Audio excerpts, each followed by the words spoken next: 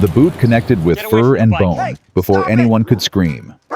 The German Shepherd yelped, stumbling backward, as the cyclist threw his head back, laughing. Get away from him!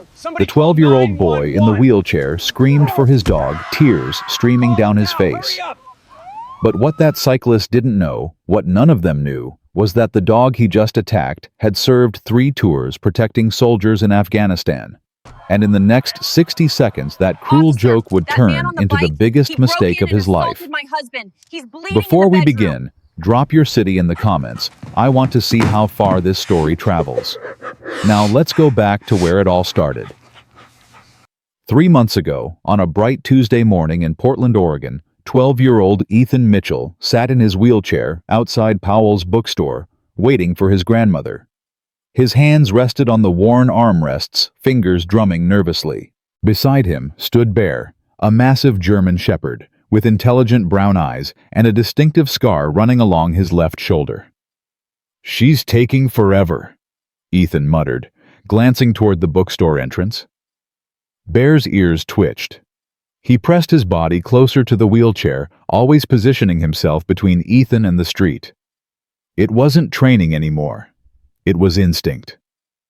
A group of cyclists rounded the corner, their laughter cutting through the morning air. 5 of them, all in their 30s, wearing bright spandex and expensive gear. They weaved through pedestrians, shouting jokes, owning the sidewalk like it was their private road. "Move it, Grandma!" One of them yelled at an elderly woman struggling with grocery bags. They circled around brakes, squealing, creating a wall of bikes and bodies. The leader, a tall man with a goatee and wraparound sunglasses, noticed Ethan. "Well, look at this," he called out. "Kid's got himself a German Shepherd bodyguard." His friends laughed, pulling their bikes closer. Ethan's grip tightened on his wheelchair. "Please just go around us. Please just go around us," the leader mimicked in a high-pitched voice. "What's the matter, kid? Your doggy gonna protect you." Bear stood perfectly still. His eyes tracked every movement, every gesture. His breathing remained steady, controlled. But his body had shifted weight, distributed muscles ready. One of the cyclists, a shorter man with a bandana, rolled closer. "That's a big dog for a little crippled kid. What do you even need him for? Can't chase balls, can you?" The group erupted in laughter. "He's my service dog," Ethan said quietly, his voice shaking. "He helps me." "Service dog," the leader snorted. "Looks like an overgrown pet to me." He kicked his pedal, making the bike lurch forward. Bear's stance shifted immediately. Front paws spread wider, head lowered slightly. A warning. "Whoa!" The leader grinned. "Did you see that the mutt thinks he's tough?" "Leave us alone," Ethan pleaded. "We're not bothering you." "Not bothering us?" The cyclist with the bandana leaned forward. "You're taking up the whole damn sidewalk. There's plenty of room to go around. Don't tell me where to ride, kid." An older man carrying coffee approached from the bookstore. "Hey, leave the boy alone. Pick on someone your own size." The leader spun toward him. "Why don't you mind your own business, old man?" "I'm making it my business when 5 grown men are harassing a child." The cyclist's face reddened. He turned back to Ethan, his ego bruised, needing to reassert dominance. "Your dog better not be aggressive. Those things can be dangerous." "He's not aggressive," Ethan said quickly. "He won't hurt anyone unless—" "Unless what?" The leader's voice turned cold. "Unless I do this." He dismounted his bike, letting it clatter to the ground. Bear's growl started low, deep in his chest. It wasn't the sound of a pet. It was the sound of something trained to stop threats. "Easy, boy," Ethan whispered, reaching down to touch Bear's back. "It's okay." But it wasn't okay. The cyclist took 2 steps forward, invading their space. "What's he gonna do, huh? Bark at me?" "Please." Ethan's voice cracked. "Please, just leave us alone." "Or what?" That's when he did it. The cyclist raised his leg and kicked Bear directly in the ribs. Hard. The sound echoed off the bookstore windows, boot against bone, a sickening thud that made everyone within earshot gasp. Bear yelped and stumbled sideways, his legs buckling. For a split second, he looked confused, betrayed. No one had struck him like that in years. Not since the war. Not since the night his handler died in his arms. Ethan screamed. "Bear, no, stop." The cyclist laughed, turning to his friends with arms spread wide. "See, just a dog. All bark no." He never finished the sentence. Bear's training kicked in like a switch. One moment he was down. The next he was up, moving with the precision of a military weapon. No wild lunging. No chaotic barking. Just pure, calculated action. He crossed the distance in 2 strides, jaws open, and clamped down on the cyclist's forearm. Not biting through holding.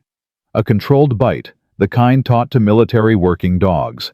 Maximum restraint, maximum control. The cyclist shrieked, trying to pull away, but Bear's 75 pounds of muscle held firm. The dog drove forward, using his body weight to force the man backward. Within 3 seconds, the cyclist was on the ground, arm pinned, unable to move. "Get him off me! Get him off!" The other cyclists froze phones out, but hands shaking. One of them yelled, "Holy shit! Call 911!" Bear didn't release. He held position, eyes locked on his target, breathing steady. Waiting for the command. Waiting for Ethan. "Bear out!" Ethan's voice cut through the chaos. "Out now!" Instantly Bear released. He backed away 3 steps, positioning himself between Ethan and all 5 cyclists, his body a living barrier.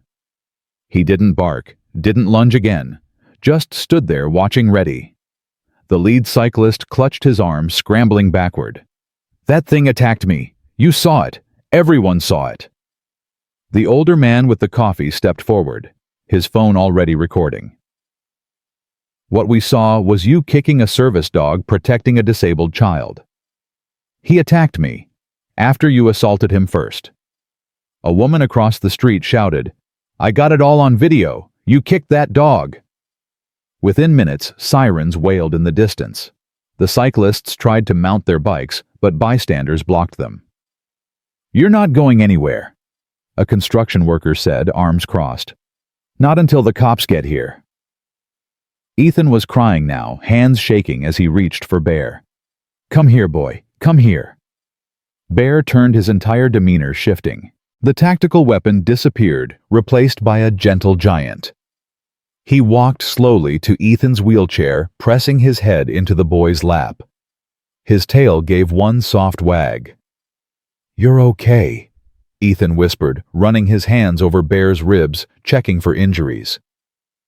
"You're okay. Good boy. Such a good boy." The lead cyclist was still on the ground, face pale, arm throbbing. "That dog's dangerous. He should be put down." "That dog," a new voice said, firm and authoritative, "is a decorated military working dog." Everyone turned. An elderly woman emerged from the bookstore, her silver hair pulled back, her eyes sharp and unyielding. She moved with the confidence of someone who'd commanded respect her entire life. "Grandma," Ethan breathed. Margaret Mitchell walked straight to her grandson, placed one hand on his shoulder, then turned to face the cyclists. "His name is Bear. Served 3 tours in Afghanistan with the Marine Corps. Saved 11 lives, including dragging 2 wounded soldiers out of an IED blast. He retired with honors." The crowd murmured, phones now recording Margaret instead of the confrontation. "That dog," the cyclist started. "That dog." Margaret cut him off, her voice like steel, responded exactly as trained when you assaulted him. "You're lucky he showed restraint. A civilian dog would have torn your arm off. Bear held you until commanded to release. That's discipline. That's training. That's a hero." The police arrived, 2 patrol cars pulling up to the curb. Officers stepped out, assessing the scene immediately. "Who called this in?" one officer asked. 5 people raised their hands. "He attacked me," the cyclist shouted, pointing at Bear. "That dog's vicious." The officer looked at Bear sitting calmly beside Ethan's wheelchair, then at the crowd holding up phones. "Anyone get this on video?" "All of us," the construction worker said. "Every second." Margaret stepped forward. Officer, I'm Margaret Mitchell, retired Colonel U.S. Army. This is my grandson Ethan and his service dog, Bear. That man kicked Bear after harassing my grandson. Bear responded with a controlled takedown standard military working dog protocol. I witnessed the entire incident. The officer's expression changed immediately. He looked at Bear again, noticing the scar, the posture, the controlled alertness. MWD, Marine Corps, 3 tours 11 confirmed saves. The officer nodded slowly, then turned to the cyclist. Sir, did you kick the dog? I barely touched him. And then he did. You kick the dog. The cyclist's mouth opened and closed. His friends had gone silent. We have multiple witnesses and video evidence. The officer continued. So I'll ask one more time. Did you kick that dog? Yes, but. And was that dog providing service to this child when you kicked him?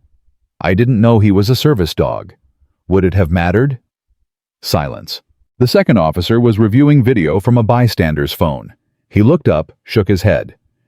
It's all here. Harassment assault on a service animal endangering a minor. We've got him.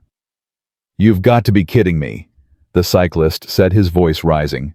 I'm the victim here. No, the first officer said, pulling out handcuffs. You're under arrest. Turn around. This is insane. He's just a dog. Margaret's voice cut through like a blade. That dog has more honor in one paw than you have in your entire body. He served his country. He saved lives. And today, he protected my grandson from a bully. What have you done? The cyclist stared at her, speechless. As the officers cuffed him and read him his rights, the crowd began to clap. Slow at first, then building. Someone shouted, "Good boy, Bear." Others joined in. Ethan buried his face in Bear's fur, his shoulders shaking. You saved me, he whispered. You always save me. Bear's tail wagged slowly, his eyes soft. He licked Ethan's hand once, gentle as could be. Margaret knelt beside them, her hand on Ethan's back. He did what he was trained to do. Protect those who can't protect themselves. Is he in trouble? Ethan asked, looking up with tear-streaked cheeks. Not even close. The police know exactly what happened here. Bear followed protocol perfectly. The second officer approached, crouching down to Bear's level. May I? Margaret nodded. The officer extended his hand slowly. Bear sniffed it, then sat perfectly still as the officer examined his ribs where he'd been kicked. He's going to have some bruising, but nothing's broken. Tough guy. He looked at Ethan. You're lucky to have him. I know, Ethan said quietly. My dad gave him to me. Your dad? Margaret's expression tightened. My son, Sergeant First Class David Mitchell, was Bear's handler. He died 18 months ago during their last deployment. IED explosion. Bear tried to pull him out, but her voice caught. David didn't make it. Bear did. Barely. The officer stood slowly, his face somber. I'm sorry for your loss. My son's last request was that Bear be retired and placed with Ethan. He knew our grandson would need protection support. He knew Bear would never stop serving. The crowd had gone quiet, listening. And he was right, Margaret continued. Bear has been Ethan's constant companion since David's funeral. He helps him get dressed, alerts us when Ethan has panic attacks, opens doors, retrieves items. He's not just a pet, he's family. He's all we have left of David. Ethan reached up, wiping his eyes. Dad used to say Bear was the best soldier he ever served with. He said Bear saved his life twice before the last time. Bear pressed closer, his presence solid and reassuring. The lead officer cleared his throat. We're going to need statements from everyone, but I want to be clear, this dog will not be facing any charges or evaluations. From what I've seen and heard, he acted in defense of his handler. That's legally protected. Margaret nodded. Thank you, officer. As they loaded the cyclist into the patrol car, he shouted one last time, This isn't over. I'll sue, that dog's dangerous." The officer shut the door, cutting off his voice. The construction worker laughed. "Good luck with that, buddy. The whole internet's about to see what you did." He was right. By that afternoon, the video had spread across social media. "Cyclist attacks war hero dog, instant karma" was trending. Millions watched as the bully got exactly what he deserved, taken down by a dog who knew the difference between protection and revenge. But for Ethan, sitting in his wheelchair with Bear's head on his lap, none of that mattered. What mattered was that his best friend, his father's last gift, was safe. Still here, still protecting him. "Let's go home, boy," Ethan whispered. Bear's tail wagged, and as they rolled away from the bookstore, Margaret walking beside them, the crowd parted respectfully. Several people reached out to touch Bear's head as he passed, whispering, "Thank you for your service." Bear walked with his head high, his stride confident. He'd done his job, just like he always did, just like he'd been trained to do, just like David Mitchell taught him. Protect the pack, no matter what. The ride home should have been quiet, peaceful even. But Ethan couldn't stop shaking. His hands gripped the wheelchair rim so tight, his knuckles turned white, and every few seconds he'd reach down to touch Bear's head, just to make sure he was really there. "You okay, sweetheart?" Margaret asked, keeping pace beside them. Ethan nodded, but his voice betrayed him. What if they take him away? No one's taking Bear anywhere. But that guy said he'd sue. What if they say Bear's dangerous? What if... Ethan.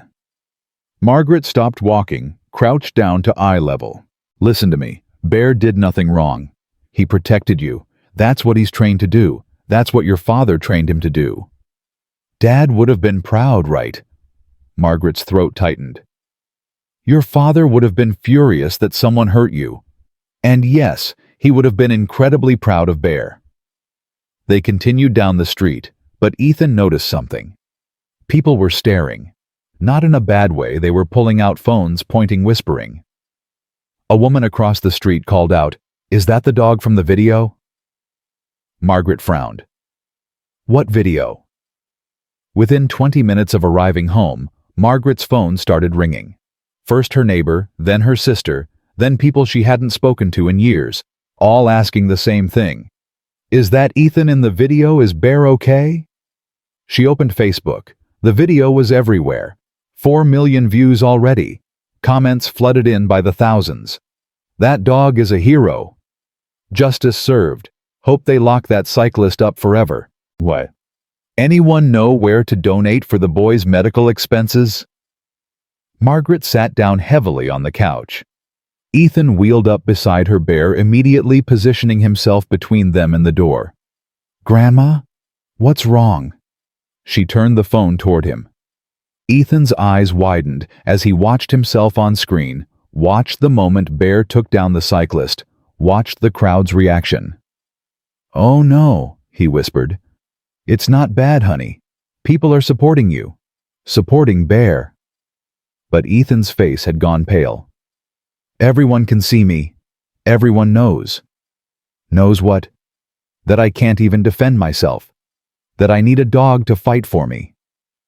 Margaret grabbed his hand. "Ethan Mitchell, you listen to me right now. Needing help isn't weakness. Your father needed Bear. Every soldier in his unit needed each other. Strength isn't doing everything alone. It's knowing when to accept help from those who love you." Ethan wiped his eyes quickly. "Kids at school are gonna see this. Then they'll see you have the most loyal friend in the world." But Margaret knew what he meant. Middle school was brutal. Kids could turn anything into ammunition. And Ethan already had enough targets on his back: the wheelchair, the anxiety attacks, the dead father. Now this. Her phone rang again. Unknown number. She almost didn't answer, but something made her pick up. "Mrs. Mitchell. This is Jenny Caldwell from Channel 8 News. We'd love to interview you and Ethan about the incident today. America needs to hear this story." "I don't think that's a good idea. We're prepared to offer compensation for your time. My grandson isn't for sale. Goodbye." She hung up. 3 more calls came in within minutes. NBC, Fox, CNN, all wanting the story, all offering money. Margaret turned her phone off. "Grandma, maybe we should talk to them," Ethan said quietly. "Maybe if people understand about service dogs, it could help others. Or it could make you a target." "I'm already a target." Margaret looked at her grandson, 12 years old, but talking like someone much older. War did that. Loss did that. Being different did that. "Let me think about it," she said finally. That night, Ethan couldn't sleep. Every time he closed his eyes, he saw the cyclist's boot connecting with Bear's ribs. Heard the yelp. Felt the helplessness wash over him again. Bear sensed it immediately. He jumped onto the bed, something he normally wasn't allowed to do, and pressed his full weight against Ethan's side. The pressure helped. It always did. Deep pressure therapy, the VA doctor called it. Ethan just called it Bear being Bear. "I'm sorry you got hurt," Ethan whispered into the darkness. Bear's tail thumped once against the mattress. Dad would know what to do. He always knew what to do. The dog shifted, resting his chin on Ethan's chest. His breathing was slow, steady, a metronome of calm. "I miss him so much it hurts." "Is that stupid? It's been 18 months. Shouldn't I be better by now?" Bear didn't answer, of course, but somehow his presence said everything that needed saying. "You're not alone. I'm here. I'll always be here." Ethan finally drifted off sometime after midnight, one hand buried in Bear's fur. The next morning started with a knock at the door. Margaret opened it to find a man in his 50s, military bearing evident in his posture, a baseball cap with Marine Corps insignia pulled low. "Mrs. Mitchell, I'm Frank Dawson. I served with your son in Afghanistan." Margaret's hand went to her throat. "You knew David?" "Yes, ma'am. I was the unit chaplain. David and Bear saved my life during a convoy ambush in Helmand Province." His voice cracked slightly. "I'm so sorry for your loss. David was one of the best men I ever served with." "Please come in." Frank stepped inside, his eyes immediately finding Bear in the living room. The dog's ears perked up, head tilting. Then suddenly Bear was on his feet, tail wagging furiously as he crossed the room. "Hey there, soldier," Frank said, kneeling down. "Remember me?" Bear's whole body wiggled with recognition. He pressed against Frank's chest, making soft whining sounds. "Yeah, I remember you too." Frank's eyes were wet. "Good boy. Such a good boy." Ethan wheeled in from the kitchen, stopping short at the sight. "You knew my dad." Frank stood, wiping his eyes quickly. "I did. Your father talked about you constantly, showed everyone pictures, said you were the bravest kid he knew." "I'm not brave. I can't even walk." "Your father told me about the accident, about how you didn't cry once during the surgeries, how you learned to adapt, to overcome. He said you inspired him to keep going on the hard days." Frank pulled out his phone, scrolled through photos, then handed it to Ethan. "He asked me to take this, said he wanted you to see Bear working." The photo showed David in full combat gear, Bear beside him, both of them covered in dust but grinning. Another showed Bear pulling David's vest, dragging him toward cover. A third captured Bear sitting perfectly still, while medics worked on a wounded soldier, the dog's presence keeping the man calm. "Bear was special," Frank said. "Other dogs worked for treats, for praise. Bear worked because he understood the mission. He knew lives depended on him. Just like he knows you depend on him now." Ethan couldn't stop staring at the photos. Can you tell me about Dad? About what he was like over there?" Frank spent the next hour sharing stories. Some funny, David trying to teach Bear to play poker with the unit. Some heartbreaking, the night David held a dying Marine, and Bear refused to leave, pressing against them both until the end. Some heroic, the three confirmed saves the IED detection, the night Bear alerted to an ambush that would have killed the entire squad. Margaret listened from the kitchen doorway, crying quietly. She'd heard the official reports, but this was different. This was David through the eyes of someone who'd lived beside him, fought beside him, survived because of him. "Why didn't you come before?" Margaret asked finally. "It's been 18 months. Frank's face darkened. "I tried. After David's funeral, I drove here 3 times. But every time I got close, I couldn't do it. Survivor's guilt, my therapist calls it. David died getting me out of that IED blast. I should have been the one who—" His voice broke. "I'm sorry, I should have come sooner." "You're here now," Margaret said firmly. "That's what matters." "I saw the video yesterday, saw what happened with the cyclist. The way Bear protected Ethan, it's exactly how he protected us in Helmand. David trained him to assess threats, to use minimum force, to never act out of anger. That's not just a good dog. That's a warrior who happens to have 4 legs." Ethan wheeled closer. "The guy's saying he's gonna sue, saying Bear's dangerous." Frank's jaw tightened. "Over my dead body. I've written a statement for the police. Detailed account of Bear's service record, his training, his temperament. I'm also reaching out to every Marine in our old unit. We're not letting some entitled cyclist destroy a war hero's reputation." "You'd do that?" Ethan asked. "Kid, your dad saved my life, twice, and Bear saved me once. If I can't repay that by helping his family, then what good am I?" Frank pulled out a business card. "I'm also a lawyer now. Civil rights and military law. If this guy wants to sue, he'll have to go through me first." Margaret took the card with shaking hands. "Thank you. We can't afford—" "No charge. This is personal." Over the next 3 days, everything exploded. The video hit 10 million views. News crews camped outside their house. The cyclist, identified as Derek Thornton, hired a high-profile attorney who immediately went on TV claiming Bear was a ticking time bomb and that military dogs have no place in civilian society. The public response was swift and brutal. Derek's social media accounts were flooded with thousands of angry messages.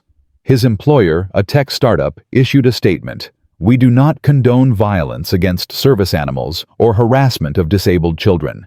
Mr. Thornton's employment has been terminated effective immediately." But Derek doubled down. His lawyer filed a lawsuit seeking $500,000 in damages for emotional distress, medical expenses, and lost wages. Frank called Margaret that evening. "They're trying to settle this fast and loud, make an example of Bear, but I've got something." "What?" "Derek Thornton has 2 prior assault charges. Bar fights. Both times he claimed the other person started it. Both times witnesses said otherwise. Plus, I found his social media posts from last year, photos of him intentionally scaring dogs at the park, captioned, 'Teaching mutts some respect.' This guy has a pattern." "Can you use that in court?" "I can use it to destroy his credibility. But Margaret, there's something else. The Marine Corps is getting involved. They're sending a representative to evaluate Bear to testify about his training and service record. This is bigger than just Ethan now. This is about protecting military working dogs across the country." Margaret looked at Ethan, who was on the floor with Bear, both of them watching TV.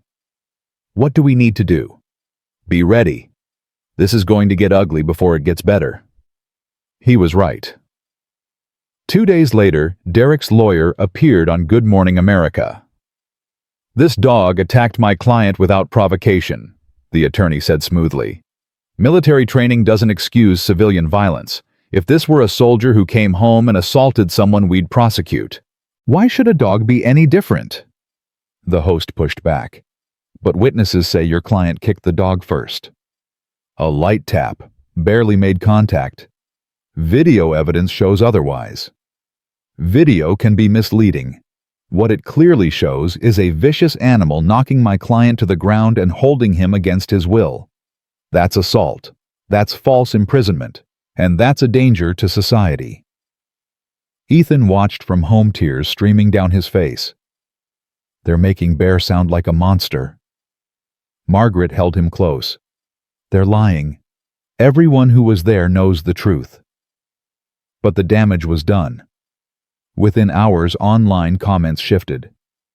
"Maybe the dog is dangerous. Military animals can have PTSD too. That kid shouldn't have a weapon-trained dog." Ethan's school called. "We've had complaints from parents. They're concerned about Ethan bringing Bear to campus. Until this legal matter is resolved, we think it's best if Bear stays home. He's a service dog, Margaret argued. You legally can't ban him. We're not banning him. We're making a temporary safety recommendation. He's never hurt anyone at school, never even growled. Mrs. Mitchell, we're just trying to protect all our students. Margaret hung up furious.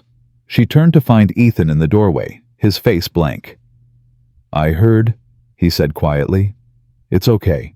I'll leave Bear home. Absolutely not. That dog helps you function. He alerts when you're about to have an anxiety attack. He helps you navigate the hallways. Grandma, it's fine. I don't want to make things worse. Worse? Ethan? None of this is your fault. Everyone thinks Bear's dangerous now. Maybe they're right. Don't you dare. Bear saved you. He did exactly what your father trained him to do. And now everyone hates us for it. Margaret pulled him close, her heart breaking. This was supposed to be simple. Good versus evil. Hero versus bully. But the world didn't work that way. The world twisted things, made victims into villains, made protectors into threats. That night, Frank called with news. The prosecutor's office just charged Derek with animal cruelty and assault on a service animal. It's a felony in Oregon. He's looking at up to 5 years. Good, Margaret said. But here's the problem. His defense strategy is to prove Bear is dangerous. If he can get Bear declared a threat, he can claim he acted in self-defense when he kicked him. That's insane. That's the law. So we need character witnesses. People who've interacted with Bear since he retired. Teachers, therapists, neighbors. Anyone who can testify to his temperament. Margaret started making lists. Ethan's physical therapist. The librarian who always let Bear lie beside Ethan during reading hour. Their neighbor whose cat Bear refused to chase despite being called every name in the book by that evil little furball. But they needed more. They needed something undeniable. That's when Margaret had an idea. What about the other families, the ones Bear helped in Afghanistan? Frank went silent. What do you mean? You said Bear saved lives, that he pulled wounded soldiers to safety. Where are those soldiers now? Would they testify? Margaret, tracking down everyone would take weeks. So we have weeks. Do it. Frank hesitated, then laughed. You're just like David, stubborn as hell. Okay, I'll make some calls. 3 days later, Frank showed up at their door with another man. Tall, early 30s, walking with a slight limp. His left arm ended just below the elbow. Mrs. Mitchell, this is Sergeant Marcus Reed. He's one of the men Bear saved. Marcus stepped forward, his face serious. Ma'am, I don't know if you remember, but I was at your son's funeral. In the back. I couldn't face you then. Margaret's breath caught. She did remember. The young man who stood apart from the others crying so hard he could barely stand. Your son and Bear dragged me out of a burning Humvee. Marcus continued, his voice thick. IED took my arm, shattered my leg, ruptured my spleen. I was bleeding out. David got me stabilized, but we were taking fire. He couldn't carry me and shoot at the same time. So Bear did it. Grabbed my vest and pulled me 200 yards to the evac point. I weighed 180. Bear weighed 75 pounds. He dragged me the whole way. Ethan wheeled closer, staring up at this man his father had saved. I'm alive because of Bear, Marcus said, kneeling down so he was eye level with Ethan. Your dad's dog gave me a second chance, gave me a future. I got married last year. My wife's pregnant. Our daughter's due in 3 months. His voice broke. I'm going to be a father because Bear wouldn't quit. And now some asshole is trying to say he's dangerous over my dead body. Margaret wiped her eyes. You'll testify. Ma'am, I'll do more than testify. I've got 7 other guys from our unit ready to fly here. We're going to bury this lawsuit so deep they'll need to excavate to find it. Over the next week, Frank coordinated what he called Operation War Hero. 5 more Marines flew into Portland, each with their own story about Bear. The specialist whose panic attacks Bear calmed during firefights. The lieutenant whose broken ankle Bear stayed beside for 6 hours until rescue arrived. The medic who used Bear to keep wounded soldiers calm while performing battlefield surgery. They gathered at Margaret's house, these warriors who'd seen hell and lived to tell about it. They sat around the living room sharing stories, laughing at memories, crying at losses. And through it all, Bear moved between them, greeting each one like an old friend, his tail wagging, his eyes bright. "He remembers us," Marcus said, scratching Bear's ears. "After all this time, he still remembers." "Dogs never forget," Frank said, "especially not ones like Bear." Ethan listened to every story, soaking in these pieces of his father's life that he'd never known. "Dad never talked much about the war, just said he did his job." "Your dad was humble," one Marine said. "But we all knew the truth. He was the best handler in the Corps. Treated Bear like a partner, not a tool. That's why Bear was so effective. He trusted David completely. And now he trusts Ethan," Marcus added, watching Bear press against the wheelchair. "Your dad would be so damn proud of both of you." The preliminary hearing arrived on a cold Tuesday morning. The courthouse steps were packed, news crews, protesters holding signs, "Justice for Bear," and "Protect Our Heroes," and Derek's supporters, a much smaller group holding "Public Safety First" signs. Margaret pushed Ethan's wheelchair through the crowd, Frank on one side, Bear on the other. The dog ignored the cameras, the shouting, the chaos. He focused solely on Ethan, checking every few steps to make sure the boy was okay. Inside the courtroom, Derek sat with his attorney, his arm in a sling, despite medical records showing only minor bruising. He glared at Bear as they entered.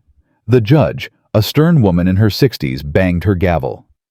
"This is a preliminary hearing to determine if there's sufficient evidence to proceed with both the criminal case against Mr. Thornton and his civil suit against the Mitchell family. Let's keep this professional." Derek's attorney stood. "Your Honor, we'll prove that this dog is a dangerous weapon, improperly placed in civilian life, and that my client acted reasonably when confronted with an aggressive animal." Frank stood.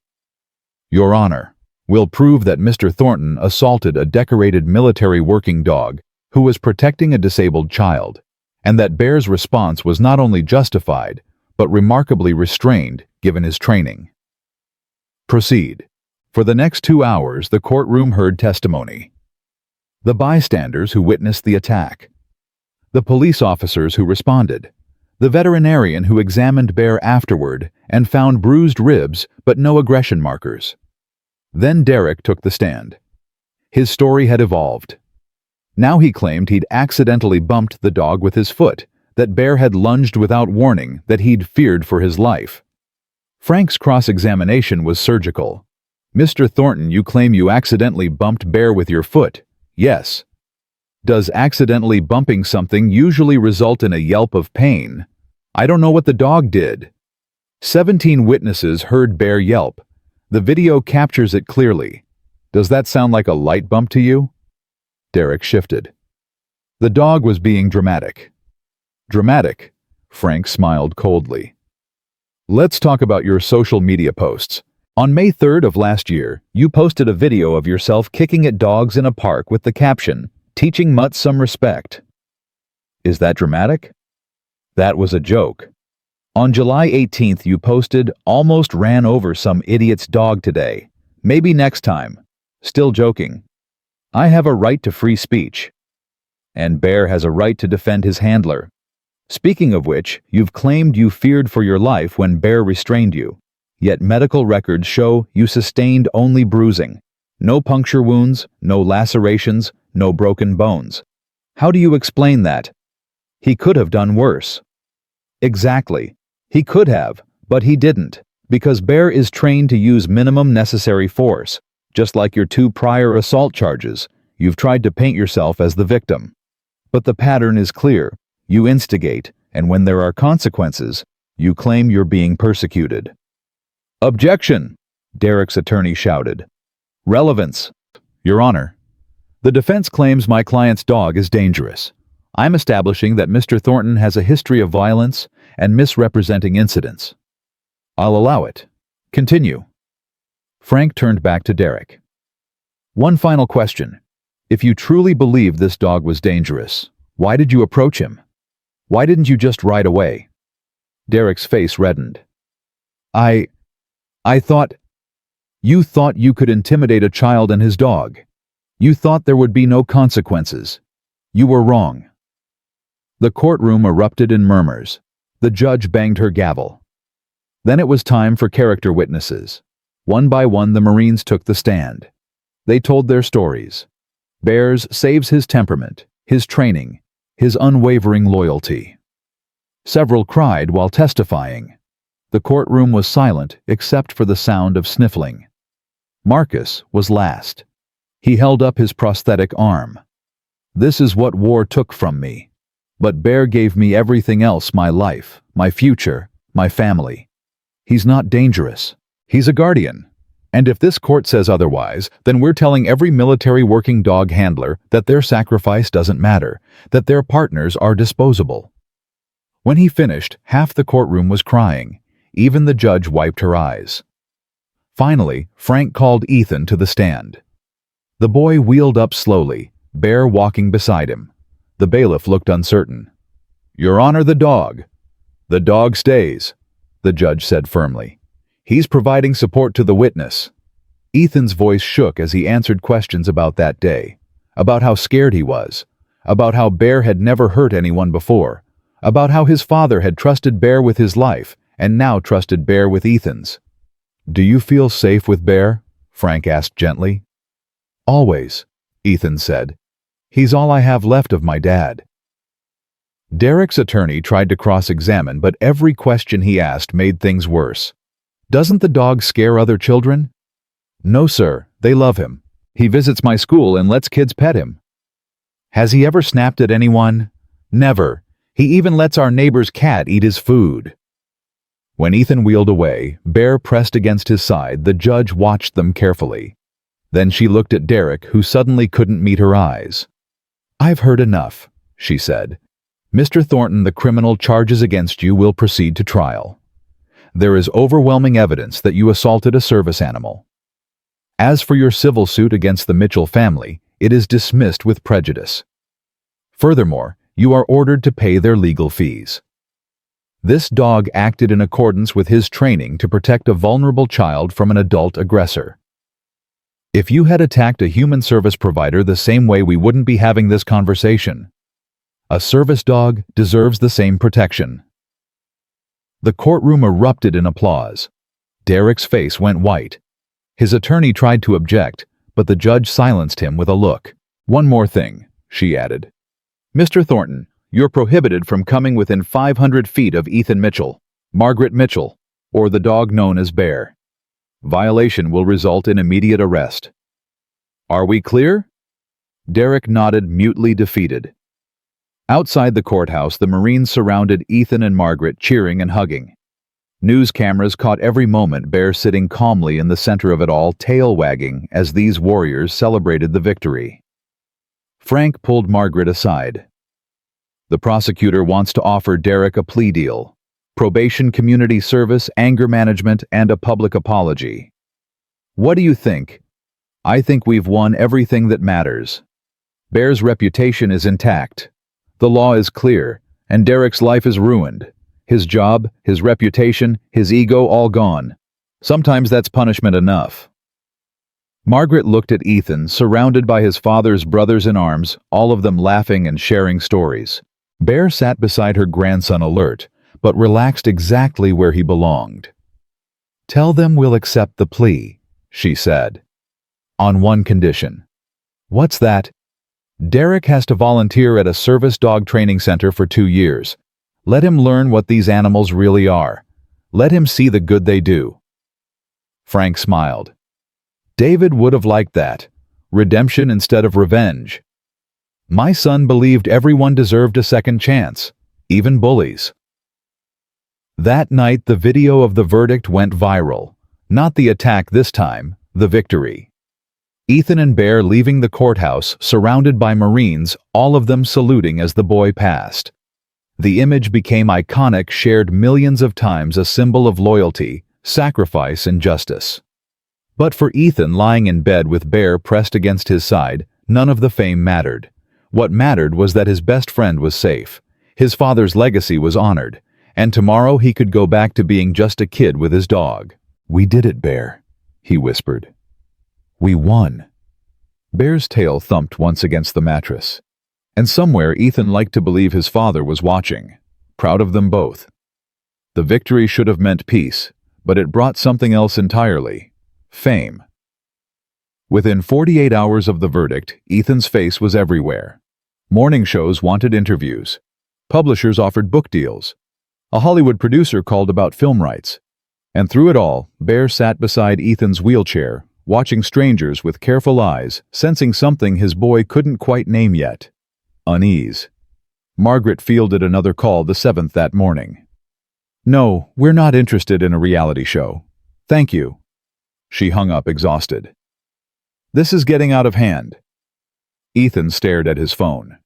His social media had exploded overnight. 50,000 new followers, thousands of messages, most supportive, but some unsettling. "You don't deserve that dog. Military animals should be euthanized. Your dad was a killer, and so is that mutt." He deleted the app, hands shaking. "Don't read those," Margaret said, noticing. "People hide behind screens and say terrible things. What if they're right? What if keeping Bear in civilian life is selfish?" Ethan James Mitchell: "Don't you dare. Bear chose you. Your father chose you. That dog would rather die than leave your side." As if understanding, Bear pressed his nose against Ethan's palm. The boy managed a weak smile, but the doubt had already taken root. What if all this attention put Bear in danger?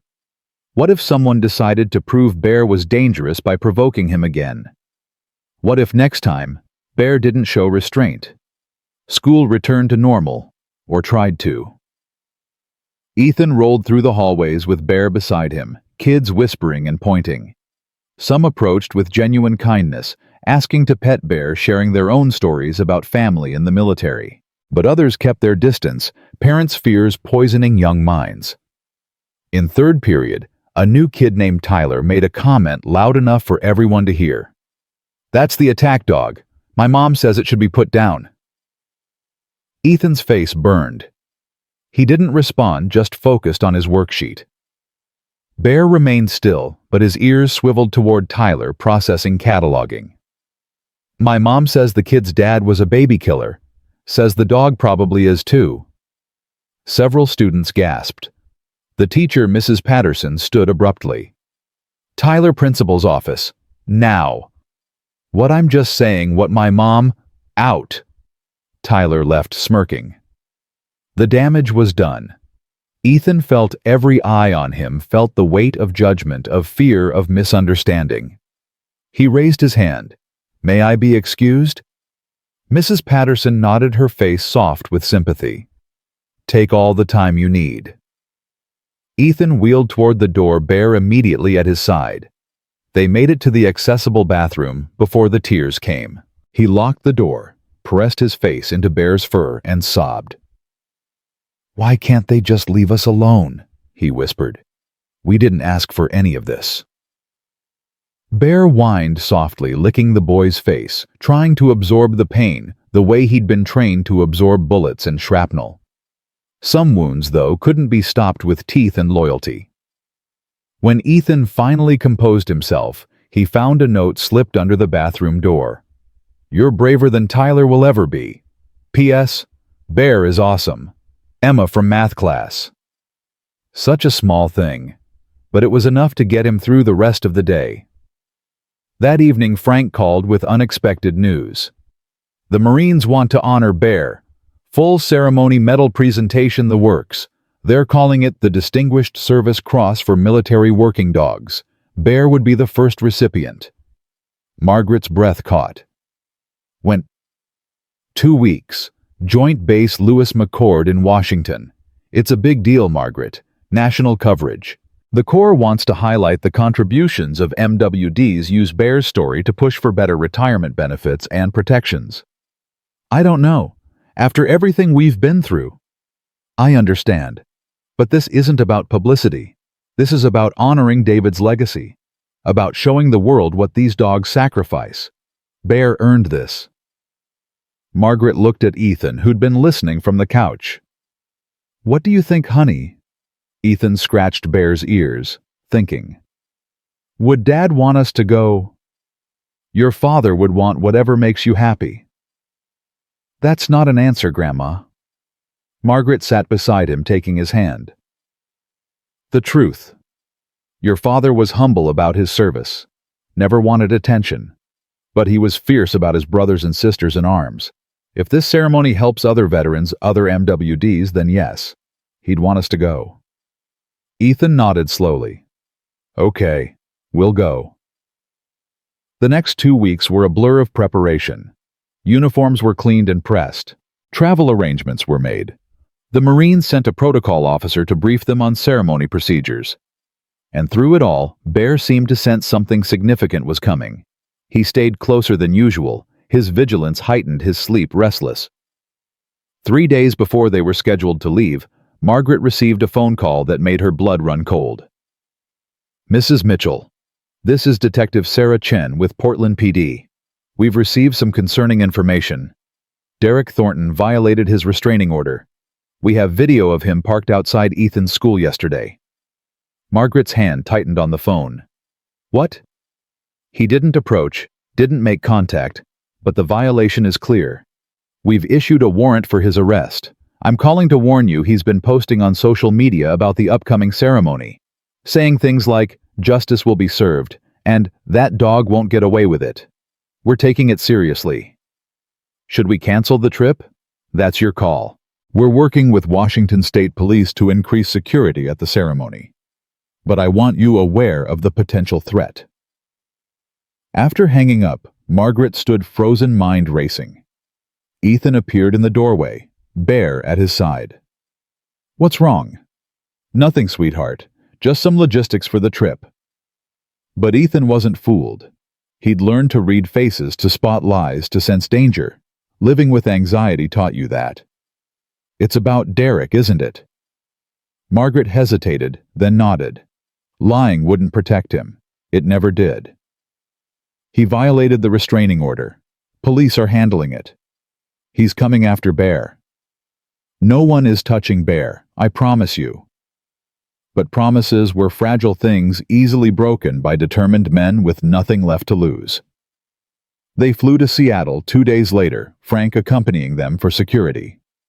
The Marines had arranged everything: first-class tickets, a private car from the airport, lodging on base. Ethan had never been on a military installation before. The precision, the discipline, the sense of purpose, it made him feel closer to his father somehow. The night before the ceremony, they attended a private dinner with the Marine Corps Commandant and several high-ranking officers. Ethan felt overwhelmed, out of place, but Bear's presence grounded him. The dog remained calm, despite the attention, the noise, the dozens of hands reaching out to pet him. General Richardson, a stern woman with silver hair and 4 stars on her shoulder, knelt beside Ethan's wheelchair. Your father served under my command in Helmand. He was one of the finest Marines I ever had the honor to lead. Thank you, ma'am. And Bear here saved 3 of my soldiers. I was supposed to present your father with a commendation the week he died.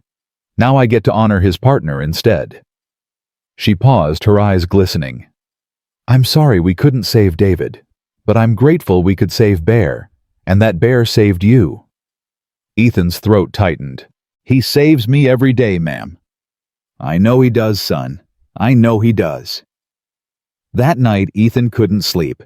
He lay in the base hotel room, Bear pressed against his side, listening to his grandmother's soft snoring from the other bed. His mind wouldn't quiet. Tomorrow, Bear would be honored in front of thousands. Tomorrow, his father's sacrifice would be remembered. Tomorrow, the world would see what Ethan had always known, that Bear wasn't just a dog, but a hero wrapped in fur. So why did he feel so anxious? Bear sensed it shifting closer, applying pressure. The dog's heart beat steady against Ethan's ribs, a metronome of calm in a storm of thoughts. "I'm scared," Ethan whispered. "What if something goes wrong? What if Derek shows up? What if someone tries to hurt you?" Bear licked his hand once, then settled his chin on Ethan's chest. His eyes said everything words couldn't. "I'm here. You're safe. We're together." Eventually, Ethan slept. The ceremony began at 1000 hours. The parade ground filled with Marines and dress blues veterans in their finest families, holding flags and photos of fallen soldiers. A stage had been erected with a podium, an American flag, and the Marine Corps colors. News crews set up cameras along the perimeter. Military police stood at every entrance checking credentials, watching faces, looking for threats. Margaret pushed Ethan's wheelchair to the front row, Bear walking beside them with perfect discipline. The dog seemed to understand the gravity of the moment. His posture was military straight, his eyes forward, his tail still. Frank leaned down, whispering to Margaret. Security swept the area 3 times. Snipers on the rooftops, undercover officers in the crowd. If Derek shows his face, they'll grab him before he gets within 100 yards. Margaret nodded, but her hands gripped the wheelchair handles too tight. Something felt wrong. She couldn't name it, couldn't see it, but decades of military life had taught her to trust her instincts. The ceremony began with a color guard, then the national anthem. Ethan placed his hand over his heart, Bear sitting at perfect attention beside him. Several speakers took the podium. The commandant, a senator, a retired general who spoke about the history of military working dogs in American warfare. Then it was time. General Richardson stepped to the microphone.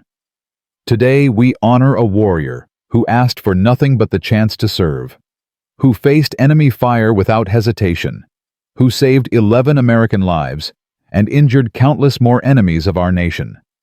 A warrior who even in retirement continued his mission by protecting the son of his fallen handler." A massive screen behind the stage lit up with photos. Bear in Afghanistan wearing a tactical vest, tongue out, eyes bright.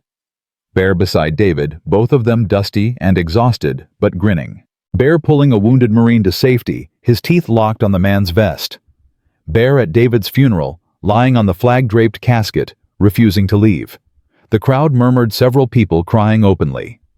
Ethan wiped his eyes, watching his father's face on that giant screen, young and alive and happy. "I miss you, Dad," he whispered. For his extraordinary heroism and selfless service to the United States Marine Corps. General Richardson continued, "I present the Distinguished Service Cross to Military Working Dog Bear, handled by the late Sergeant First Class David Mitchell." The crowd rose in thunderous applause. Margaret wheeled Ethan toward the stage, Bear walking beside them. They climbed a ramp to the platform. The general knelt, attaching a medal to Bear's collar, a bronze cross on a blue and white ribbon. The dog stood perfectly still, allowing the honor with quiet dignity. "Thank you for your service, Marine," the general whispered, scratching Bear's ears. "Your handler would be so proud." Bear's tail gave one slow wag. Ethan was handed a microphone. He hadn't prepared a speech, didn't know what to say. So he spoke from his heart. "My dad used to say that Bear wasn't just his partner, he was his brother. That in combat rank doesn't matter. Species doesn't matter. What matters is trust. And Dad trusted Bear with his life. Now Bear trusts me with his retirement, with his peace, with his love." His voice cracked. "I know I can't replace my dad. I know I'm just a kid in a wheelchair. But I promise to take care of Bear the way Dad would want, to honor his service, to never take his loyalty for granted. Because heroes deserve to be loved, even when the cameras go away, even when the world stops watching. Heroes deserve homes." The applause was deafening. Grown Marines cried openly, veterans saluted. Families held each other, remembering their own losses, their own sacrifices. That's when the screaming started. A commotion erupted at the back of the crowd. Military police converged on a figure trying to push through the security line. Shouting, struggling, furious. Derek Thornton had found his way onto the base. "That dog doesn't deserve a medal," he screamed, fighting against the MPs restraining him. "He's a menace. He attacked me. He should be destroyed." The crowd turned stunned. Several Marines moved toward Derek, their faces hard. Frank was already running, positioning himself between the disturbance and Ethan. Bear's entire demeanor changed. The calm ceremony dog vanished, replaced by the tactical warrior. He moved in front of Ethan's wheelchair body, lowered eyes locked on Derek, a growl building in his chest. "No, Bear," Ethan said quickly, grabbing his collar. "Stay. It's okay." But it wasn't okay. Derek broke free from one MP lunging forward, his face twisted with rage. He'd lost everything, his job, his reputation, his dignity, and he blamed Bear for all of it. What happened next unfolded in seconds, but felt like hours. Derek charged toward the stagehand, reaching into his jacket. MPs shouted. Someone screamed, "Gun!" Though later investigation would show he was unarmed, just reaching for his phone to record his rant. But in that moment, with a threat charging toward a disabled child, training and instinct took over. Bear exploded forward, not attacking, but intercepting. He positioned himself directly in Derek's path, a living barrier between threat and target. His bark was sharp, commanding, absolute. "Stop!" Derek tried to sidestep. Bear mirrored him perfectly, maintaining position. The man feinted left. Bear didn't fall for it. He'd been trained to stop suicide bombers, to hold positions against armed insurgents. One angry civilian was nothing. MPs finally tackled Derek to the ground, cuffing him as he screamed obscenities. Bear held his position until Ethan called him back. Only then did the dog retreat, returning to the wheelchair, pressing against the boy's legs, checking for injuries. The crowd erupted again, but differently this time, chanting, "Bear, Bear, Bear." General Richardson stepped to the microphone, her voice ice. "Let this be a lesson. Military working dogs are not pets. They are warriors, they are protectors, and they do not tolerate threats to their pack. That dog just demonstrated more restraint than most humans would show in the same situation." She looked directly at Derek, being dragged away by MPs. "You picked the wrong family to harass, and you picked the wrong Marine to threaten." As Derek was removed from the parade ground, still screaming, Margaret pulled Ethan close. "Are you okay?" "Yeah." Ethan's voice was steady, surprisingly calm. "Bear had it handled." "He always does," Frank said, kneeling beside them. "But that was too close, way too close." Security tightened immediately. The ceremony continued, but the mood had shifted. The celebration now carried an edge of protectiveness, of solidarity. These warriors, human and canine, had each other's backs, always. After the ceremony, they were escorted to a private reception. Marines lined up to thank Bear, to share their own stories about MWDs who'd saved their lives. Ethan listened to each one, collecting these memories like precious stones, adding them to the mosaic of his father's legacy. One young corporal, barely 20, approached timidly. "Ma'am, sir, I just wanted to say, my MWD Rex was killed in action last month. Took a bullet meant for me. I've been struggling with it. Guilt, grief, all of it. But seeing Bear today, seeing him honored and loved and living his best life, it helps. It helps knowing that some of them make it home, that some of them get their happy ending." Ethan reached out, taking the corporal's hand. "I'm sorry about Rex. I'm sorry you lost your partner. Thank you. But I'm glad Bear found you. I'm glad he has someone who understands." After the reception exhausted and emotionally drained, they returned to their hotel room. Margaret ordered room service. Frank swept the room for security, then stood guard outside. And Ethan finally let himself fall apart. "He almost got to us," he sobbed into Bear's fur. "Derek almost got to us." Margaret held him, rocking gently. "But he didn't. Bear stopped him. Security stopped him. We're safe." What if next time? There won't be a next time. Derek violated his plea agreement by coming here. He's going to prison now, Ethan. Real prison. For years. He can't hurt us anymore. But what about all the other Dereks? All the people who hate Bear, who think he's dangerous? Margaret was quiet for a long moment. Then she said something she'd been thinking about for weeks but hadn't voiced until now. Maybe we need to show them who Bear really is, not through courts or ceremonies, through action. What do you mean? I mean, maybe it's time Bear went back to work. Not military work. Something different. Something that shows the world what service dogs can really do. Ethan pulled back, looking at his grandmother. Like what? I don't know yet, but there are people who need Bear just like you did. Kids with PTSD, with anxiety, with disabilities. What if Bear could help them? What if his story could inspire programs funding awareness? Frank knocked, entering when Margaret called. Everything okay in here?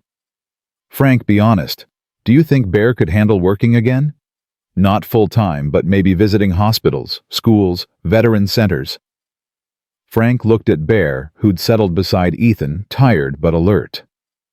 That dog has more left to give than most humans I know, but it's not my call, it's his. He addressed Bear directly. What do you say, Marine, ready for a new mission? Bear's ears perked up, his tail wagged once, and his eyes, those intelligent brown eyes that had seen war and peace, death and life, seemed to say yes. Yes, there's more work to do. Yes, there are more people to save.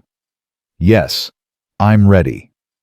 Over the next few weeks, Margaret worked with Frank and several veteran organizations to develop a program. Bear's Brigade, they called it. A mobile service dog awareness initiative where Bear would visit schools, hospitals, and community centers, demonstrating what trained service dogs could do while educating people about proper interaction, respect, and the difference between pets and working animals. The first visit was scheduled at Seattle Children's Hospital. Margaret was nervous. Ethan was terrified. What if the kids were scared? What if Bear got overwhelmed? What if they'd made a terrible mistake? They needn't have worried. The moment they entered the pediatric wing, magic happened. Children in wheelchairs, kids with cancer, young patients recovering from surgery. All of them lit up at the sight of Bear. The dog moved between them with infinite gentleness, allowing pets, giving kisses, performing tricks on command. He let a little girl with leukemia drape herself across his back. He sat perfectly still, while a boy with cerebral palsy practiced his motor skills by placing treats on Bear's nose. One child, a 7-year-old named Sophie, who hadn't spoken since a car accident killed her parents, reached out tentatively to touch Bear's head. The dog pressed into her palm, his eyes soft, his body relaxed. Sophie's mouth opened. Then, for the first time in 6 months, she spoke. Puppy. The nurses gasped.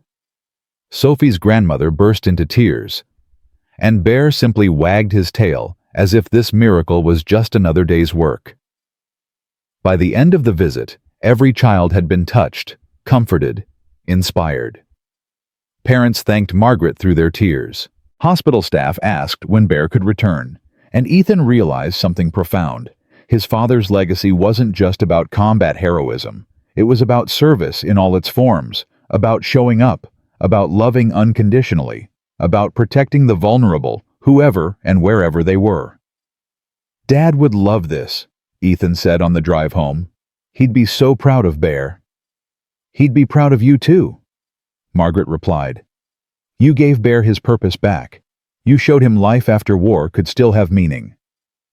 The visits continued. Elementary schools where Bear demonstrated stranger danger awareness and safe dog interaction. VA hospitals where veterans dealing with PTSD found comfort in Bear's calm presence. Community centers in underserved neighborhoods where kids had never seen a service dog before and learned about opportunities they didn't know existed. At each location, Ethan spoke. His confidence grew with every speech. He talked about his father, about loss, about Bear's service, about the importance of respecting working animals. He answered questions honestly, even the hard ones. Doesn't it scare you that Bear was trained to fight? Asked one boy. Ethan shook his head. Bear was trained to protect. There's a difference. He only uses force when he has to, and only as much as he has to. That's discipline. That's honor. 3 months into the program, they received an invitation that took Margaret's breath away. The White House wanted Bear to visit, a ceremony honoring military working dogs past and present. The president would be there, national media coverage, a chance to advocate for legislation protecting service animals. "Should we do it?" Margaret asked Ethan that night. The boy didn't hesitate. Yes, Dad served his country, Bear served his country. Now we can serve by making sure other MWDs are protected and honored. We have to go. They flew to Washington, D.C. on a crisp October morning. The Marine Corps provided a formal escort. Frank accompanied them along with Marcus and 3 other Marines from David's old unit. This wasn't just about Bear anymore. It was about every MWD who'd ever served, every handler who'd ever bonded with their 4-legged partner, every family who'd ever waited anxiously for their loved ones to come home. The White House visit was surreal. Security everywhere, reporters shouting questions, staff members rushing with clipboards and schedules. And in the middle of it all, Bear walked calmly beside Ethan's wheelchair, unfazed by the chaos. They were ushered into the Rose Garden, where a small stage had been erected. Other MWDs were there with their handlers, some active duty, some retired, all heroes. Bear greeted each dog politely, sniffing, tail wagging, falling immediately into the pack dynamics he'd learned in Afghanistan. The president arrived shaking hands, thanking veterans, kneeling to greet each dog individually. When she reached Bear, she took her time. "This is the famous Bear I've been hearing about. The dog who fought off a bully and won hearts across America." "Yes, ma'am." Ethan said, his voice stronger than he felt. "He's my best friend. He's America's best friend now." The president replied with a warm smile. "What he did, what you did, helped pass the legislation we're celebrating today. Because of your story, we've strengthened protections for service animals, increased funding for MWD care, and established better retirement programs. You made a difference." Ethan blinked back tears. "My dad would be happy about that. Your father would be incredibly proud of you, of both of you." She stood addressing the assembled crowd. "These animals serve without question. They don't ask for recognition or reward. They simply do their duty with loyalty and courage that shames us humans sometimes. We owe them everything, and today we finally start paying that debt." The president signed the bill right there, multiple cameras capturing the moment. Then she presented Bear with a special collar engraved with his name, his service dates, and a simple phrase, "Faithful unto death." Bear stood proudly as the collar was fastened, his medal from the Marine ceremony still attached. He'd entered this garden a retired military working dog. He left a national symbol. But to Ethan, riding beside him as they departed the White House, Bear was still just his dog, his protector, his friend, the living connection to a father he missed every single day. That night in their hotel room, Ethan lay in bed with Bear pressed against him as always. "We did good today, didn't we, boy?" Bear's tail thumped against the mattress. "Dad's watching. I know he is. And I think he's proud. Not just of you, of us, of what we've become together." Margaret listened from the other bed, her heart full. They'd been through so much loss. Grief, attack, trial, fame, fear. But through it all, one constant remained. Bear. Loyal, steadfast, unbreakable Bear. She closed her eyes, and for the first time since her son's death, she felt something close to peace. David was gone. That pain would never fully heal.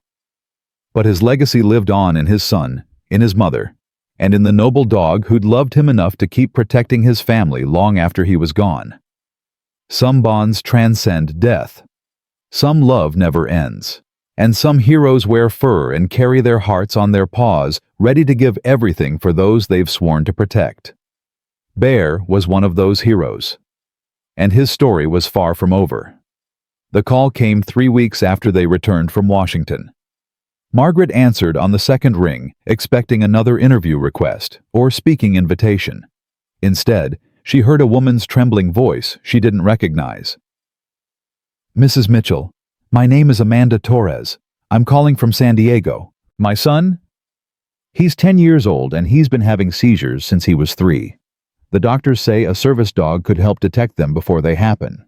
But the wait list is 18 months and the cost is $40,000 we don't have. I saw your story. I saw what Bear did for your grandson. I know this is asking too much, but is there any way? Could Bear help us?" Margaret's heart clenched. "Ma'am, Bear is retired. He's not trained for seizure detection." "I know. I'm sorry. I just thought maybe you'd know someone or could point us in the right direction or—" Her voice broke. "My son had 3 seizures last week. 1 at school. He's terrified to leave the house now. He's becoming a prisoner in his own life." Margaret closed her eyes. "What's your son's name?" "Carlos." "Amanda, I can't promise anything, but let me make some calls. Can I reach you at this number?" "Yes, thank you. Thank you so much." After hanging up, Margaret sat staring at her phone. She'd received dozens of similar calls over the past month. Families desperate for help reaching out to the woman whose dog had become famous. She'd tried to help where she could, connecting people with resources, raising awareness about wait lists, and funding gaps. But there was only so much one person could do. Ethan rolled into the kitchen, Bear at his side. "Who was that?" Margaret explained about Amanda and Carlos. "There's a little boy in San Diego who needs a service dog but can't afford one and can't wait 18 months. Can we help? I don't know how." Ethan was quiet for a moment, his fingers drumming on his wheelchair arm. Then he said something that would change everything. "What if we raised money like a fundraiser? We could use Bear's fame to help other kids get service dogs." Margaret stared at her grandson. That's actually brilliant. "We've gotten all this attention. Dad always said if you have a platform, use it for good, so let's use it." Within hours, Margaret was on the phone with Frank, who connected her with a non-profit lawyer. Within days, they'd established the David Mitchell Service Dog Foundation. The mission was simple: raise funds to cover training costs for service dogs, reduce wait times, and provide support for families who couldn't afford the $40,000 price tag. Bear became the foundation's mascot. His face appeared on promotional materials. His story anchored their fundraising campaigns. And Ethan became the voice recording videos explaining why service dogs mattered, sharing his own journey, making it personal. The response was overwhelming. Donations poured in. Small amounts from everyday people who'd seen the courthouse video. Larger grants from veterans organizations who understood the need. Corporate sponsorships from companies wanting to align with a feel-good story. Within 3 months, they'd raised $200,000. Enough to sponsor 5 service dogs immediately. Amanda Torres' son Carlos was the first recipient. They flew to San Diego for the placement ceremony. Carlos was small for 10, his eyes too large in a thin face, his movements cautious like someone always bracing for disaster. He sat in his wheelchair watching nervously as a trainer brought out a golden retriever named Riley, 2 years old, trained specifically for seizure detection. "Carlos, this is Riley," the trainer said gently. "He's been learning all about you for 6 months. He knows your scent, your patterns. When your body starts to change before a seizure, Riley will alert you. He'll give you time to get somewhere safe." Carlos reached out tentatively. Riley immediately pressed into his palm, tail wagging.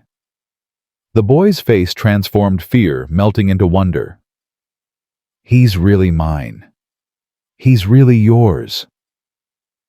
Amanda Torres stood behind her son, tears streaming down her face. She looked at Margaret, mouthed, "Thank you," over and over.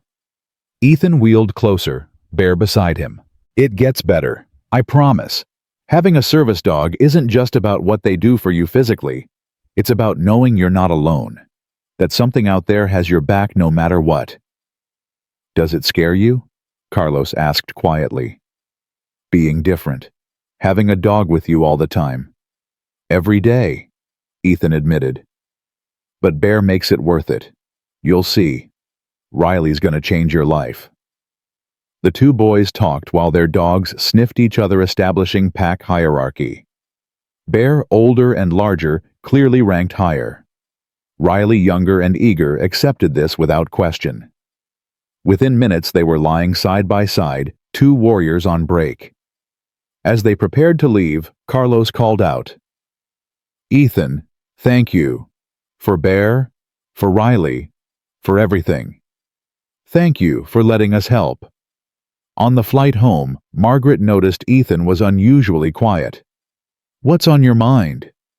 "We helped one kid, but there are thousands more. How do we help them all?" "We can't help them all, sweetheart." "Then what's the point?" Margaret reached over, taking his hand. "There's a story your father loved. About a boy throwing starfish back into the ocean. A man tells him it's pointless, he can't save them all. The boy throws another one and says, 'I saved that one.' We can't help everyone, but we can help someone, and that someone matters." Ethan nodded, understanding, but not satisfied. He'd inherited his father's need to fix things, to save everyone, to never leave anyone behind. It was a beautiful trait. It was also an exhausting one. Bear sensed the tension shifting to rest his head on Ethan's lap. The boy relaxed immediately, scratching behind the dog's ears. "What would I do without you?" Bear's eyes said everything. "You'll never have to find out." Back home, the Foundation's work intensified. They sponsored 3 more service dogs, then 5, then 10. Each placement was documented, shared on social media, used to drive more donations. The cycle became self-sustaining. Every success story generated more attention, which generated more funding, which created more success stories. But success brought scrutiny. 6 months into the Foundation's operation, Margaret received a formal letter from the IRS. An audit. Someone had filed a complaint suggesting the Foundation was mismanaging funds, that money wasn't going where promised, that the Mitchell family was profiting from tragedy. Margaret's hands shook as she read the allegations. "This is insane. Every penny is accounted for. We've been meticulous." Frank reviewed the paperwork, his face grim. "This isn't about the money. Someone's trying to shut you down. Question is who?" The answer came 3 days later when a tabloid published an exposé. "Hero Dog Foundation under fire. Are the Mitchells exploiting military service for profit?" The article was full of innuendo, carefully worded to avoid libel, but designed to create doubt. It quoted anonymous sources, claiming Bear was aggressive despite his public image, that Ethan was coached to seem more disabled than he was, that Margaret had turned her son's death into a business opportunity. Ethan read the article on his phone, his face going pale. "They're saying we're faking, that I'm faking." "Don't read that garbage," Margaret said, trying to take the phone. "Everyone's going to believe it. Everyone's going to think we're liars. The people who matter know the truth." But damage spread faster than truth. The Foundation's donation rate dropped 40% overnight. 3 scheduled speaking engagements were canceled. A corporate sponsor pulled their funding, citing concerns about the organization's transparency. Frank worked 18-hour days trying to contain the fallout. He provided documentation to the IRS proving every transaction was legitimate. He tracked down the tabloid sources, discovering most quotes were fabricated or taken wildly out of context. He prepared a legal response threatening lawsuits for defamation. Meanwhile, Ethan withdrew. He stopped doing videos for the Foundation, stopped going to school, stopped leaving his room except for meals. Bear never left his side, pressed against him, constantly absorbing the boy's anguish, the only way he knew how. Margaret knocked on Ethan's door one evening, entering when he didn't respond. "We need to talk." "I don't want to talk." "Too bad." She sat on the edge of his bed. "This is hard. What they're saying is cruel and untrue. But quitting now means they win. Is that what your father would want?" "Dad's dead. He doesn't want anything anymore." The words hung in the air, sharp and bitter. Margaret flinched, but didn't retreat. You're right. Your father is dead, and nothing we do will bring him back. But his legacy isn't dead. Bear isn't dead. The families we've helped aren't dead. You want to honor your father? Then stand up, fight back, show these people what a Mitchell is made of. I'm tired of fighting. Then rest, but don't quit. There's a difference. Ethan looked at Bear lying with his chin on the boy's knee. What if they're right? What if we are exploiting Dad's memory? Are we keeping any money for ourselves? No. Are the families getting the dogs we promised? Yes. Then we're not exploiting anything. We're serving, just like your father did, just like Bear does. Service isn't always glamorous or appreciated. Sometimes people hate you for it, but you do it anyway because it's right. Ethan was quiet for a long time. Then so softly Margaret almost missed it. Okay. Okay, what? Okay, I'll fight. The next morning, Ethan recorded a video. No script, no coaching, just him and Bear and the truth. My name is Ethan Mitchell. My dad died serving this country. Bear is my service dog and my best friend. Some people are saying we started a foundation to make money off Dad's death. That's not true. We started it because I know what it's like to need help and not have it, to feel alone and scared and different. Bear gave me my life back.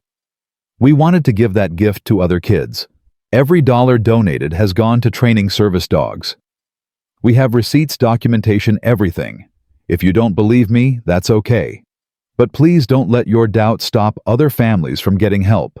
They deserve better than that. He paused, then added something unscripted. Somebody once told me that you can't save everyone, but you can save someone. And that someone matters. We've helped 15 families so far. 15 kids who can go to school without being terrified. 15 families who can sleep at night knowing their child has protection. That's not exploitation. That's love. The video went viral within hours. The comments section flooded with support. Veterans organizations issued statements backing the foundation. 3 major news outlets ran fact checks debunking the tabloid's claims. The IRS audit concluded with a clean bill of health, and donations didn't just recover, they doubled. But Ethan felt hollow. The victory didn't erase the pain of being attacked, of having his motives questioned, of seeing his father's memory weaponized against him. Frank noticed during a foundation meeting. You doing okay, kid? I'm fine.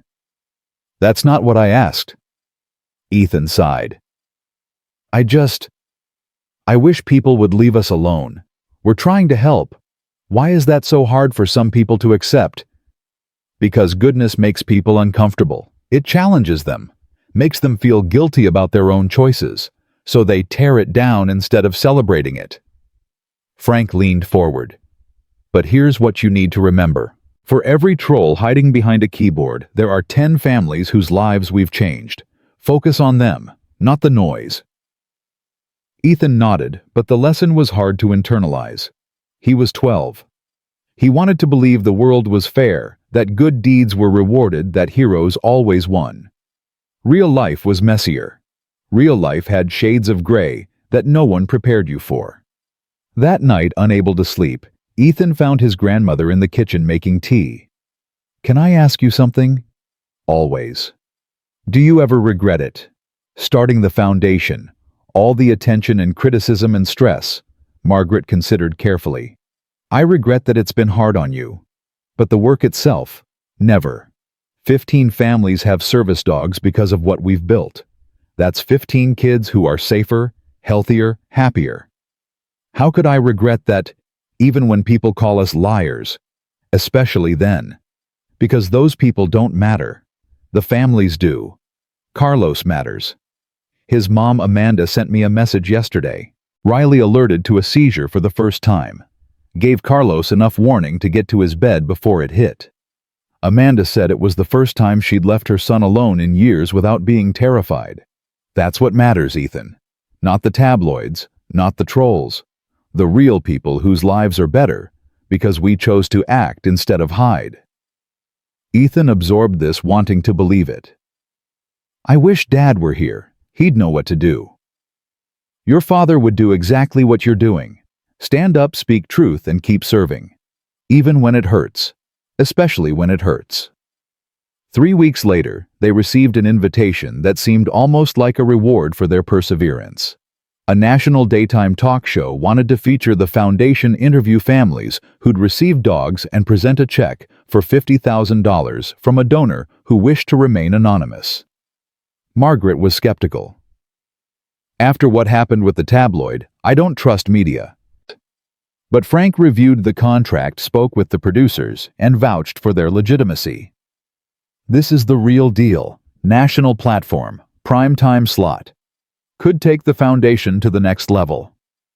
They agreed. The taping was scheduled for a Friday in Los Angeles. They flew out with Bear, settling into a hotel near the studio. The night before the show, Ethan couldn't sleep. Bear paced beside the bed, picking up on the boy's anxiety. "What if I mess up?" Ethan whispered. "What if I say something stupid and ruin everything?" Bear jumped onto the bed, pressing his full weight against Ethan's side. The pressure helped immediately, grounding him, reminding him he wasn't alone. "You're coming with me tomorrow, right?" Ethan asked. "You'll be there." Bear's tail wagged once. Always. The studio was chaos. Cameras, lights, producers with clipboards running everywhere. The host, a warm woman named Diana Wells, greeted them personally. "I've been following your story for months. What you've built is incredible." "Thank you," Margaret said. "We're just trying to help where we can." "Well, you're about to help a lot more families. We've got a surprise for you during the show." Before Margaret could ask what surprise, they were ushered backstage. 3 other families were there, recipients of service dogs through the foundation. Carlos and his mom, Amanda. A teenage girl named Sophie with her autism service dog. A veteran named James with his PTSD service dog. All of them had stories. All of them had been transformed by the foundation's work. "You did this," Amanda told Ethan, tears in her eyes. "You gave my son his life back." Ethan didn't know what to say. He just hugged her, this stranger who felt like family, bound by their shared understanding of what service dogs meant. The show started with Diana introducing the segment. We've all seen the viral video of Bear, the military working dog who defended his young handler from an attacker. But what you don't know is what came after. How one family turned tragedy into purpose, creating a foundation that's already changed dozens of lives. Video clips played. The courthouse footage. The White House ceremony. Interviews with families. Footage of service dogs in training. Ethan's video defending the foundation. Then Diana brought them out. Margaret pushed Ethan's wheelchair onto the stage, Bear walking beside them with perfect composure, despite the applause, the lights, the cameras. They were joined by the 3 families, their dogs sitting obediently beside them. Diana started with Ethan. "You're 12 years old. You could have stayed home, stayed quiet, dealt with your own challenges. What made you decide to help others?" Ethan thought about his answer carefully. "My dad used to say that service isn't about being perfect or having everything figured out. It's about showing up. I can't walk. I have anxiety. I'm just a kid. But I have Bear. And Bear has taught me that you don't need to be strong to help people. You just need to care enough to try." The audience applauded. Diana turned to Carlos's mom. "Amanda, tell us about the moment Riley alerted to Carlos's first seizure." Amanda's voice shook. "We'd had Riley for 2 weeks. I was in the kitchen, Carlos was doing homework. Suddenly Riley started barking, this specific bark we'd been told to listen for. I ran to the living room, and Carlos was already on the floor, Riley standing over him, protecting his head. The seizure hit seconds later. If Riley hadn't warned us, if Carlos had been standing or near something dangerous..." She couldn't finish. Diana let the moment breathe. "The foundation made that possible." "The foundation gave me my son back," Amanda said firmly. For the next 30 minutes, the families shared their stories. Sophie explained how her service dog helped her navigate social situations that used to trigger meltdowns. James described how his PTSD dog alerted to panic attacks before they escalated. Each testimony was powerful, undeniable proof that the Foundation's work mattered. Then Diana dropped the surprise. "We wanted to do something special today. We reached out to our viewers, told them about the Foundation, and asked if they wanted to help." The response was overwhelming. A screen behind them lit up with numbers, donations scrolling by so fast they were barely readable. Thousands of them, tens of thousands. "In the past 72 hours, Diana continued, our viewers have donated $850,000 to the David Mitchell Service Dog Foundation." Margaret gasped. Ethan stared at the screen, unable to process the number. $850,000. Enough to sponsor more than 20 service dogs. Enough to change dozens of lives. "But we're not done," Diana said with a grin. "Our anonymous donor from earlier, he's here today, and he has something to say." From backstage, a man walked out. Older 60s, maybe military bearing obvious in his posture. He wore a Marine Corps pin on his jacket. As he approached, Ethan noticed the man had tears streaming down his face. "My name is General Robert Matthews, retired Marine Corps. I served with David Mitchell's father, Ethan's grandfather, in Vietnam. David's father saved my life during the Tet Offensive, carried me 2 miles through enemy territory with a bullet in his own leg. I owed the Mitchell family a debt I could never repay." He looked at Ethan. "When I heard what you were doing, I knew this was my chance. I'm donating $1 million to the Foundation, and I'm challenging every veteran, every corporation, every American who believes in service to match me. Let's make sure no family has to wait for a service dog. Let's honor our MWDs properly. Let's finish what David Mitchell started." The studio erupted. Audience members stood applauding, crying. The other families embraced. Margaret covered her face with her hands, overwhelmed. And Ethan sat frozen, his mind racing. $1 million, plus $850,000, nearly $2 million total. They could help hundreds of families now. Hundreds. Diana knelt beside Ethan's wheelchair. "How does it feel?" Ethan looked at Bear sitting calmly beside him, tail wagging slowly. "It feels like Dad's still here, still serving, still making a difference." "He is," Diana said softly. "Through you. Through Bear. Through every family you help. That's a legacy that never dies." After the show, they were mobbed by well-wishers. Strangers wanting to share their own stories, to thank them, to be part of something bigger than themselves. General Matthews stayed close, sharing memories of Ethan's grandfather, filling in pieces of family history that Margaret had never known. "Your grandfather was the finest Marine I ever served with," the general said. "He taught David everything about honor, duty, and sacrifice, and David taught you. It's a lineage worth being proud of." "I never met my grandfather," Ethan said. "He died before I was born." "Then let me tell you about him." For the next hour, General Matthews shared stories. Combat stories, funny stories, heartbreaking stories. Ethan absorbed every word, collecting these pieces of his family's military legacy like precious artifacts. That night, back at the hotel, exhausted and emotionally wrung out, Ethan sat by the window with Bear beside him. "We did it, boy. We actually did it." Bear's tail thumped against the floor. "Dad would be proud, right?" Margaret joined them, placing a hand on Ethan's shoulder. "Your father is proud. I know it in my bones. You've taken his sacrifice and turned it into something beautiful, something that will outlast all of us. I just wish he could see it. Wish he could know what we've built." "He knows, sweetheart. Somehow, somewhere he knows." They sat in comfortable silence, watching the city lights blur below.